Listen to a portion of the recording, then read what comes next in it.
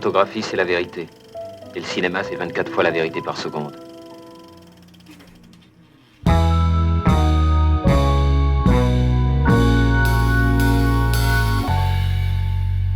Le projet est né du producteur de mon film d'avant, Paul Sanchez est revenu, qui était tragicomique et qui a demandé à Yves Thomas et à moi de faire un thriller féroce où il y ait un seul ton.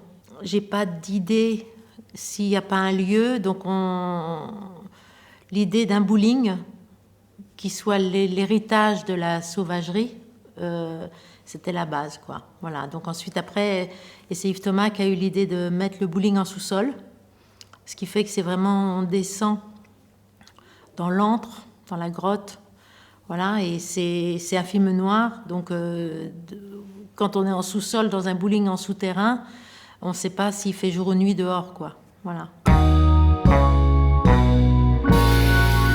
Souvent, la violence, elle est plus efficace quand elle est hors champ. Mais là, il y avait une espèce de traversée intime, comme le film est très organique au début, d'aller au bout de ça, puis après, c'est bon, on n'en a plus. Il n'y a plus de violence physique. Et le film ne prétend pas résoudre la question des rapports entre les hommes et les femmes, mais il expose une blessure. Il montre une blessure, je dirais. Et les deux femmes, pour moi, c'était super important qu'elles soient tellement vivantes et habitées de désir et de lumière. Voilà, toutes les deux.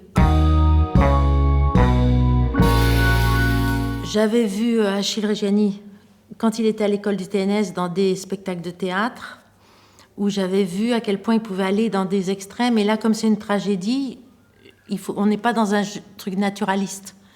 Et donc, on a fait des essais et donc, c'était évident qu'il allait avoir la puissance de à la fois être blessé et être terrifiant. On est dans des personnages qui sont quasi mythologiques, archétypaux, et juste c'est de se dire on veut voir la suite.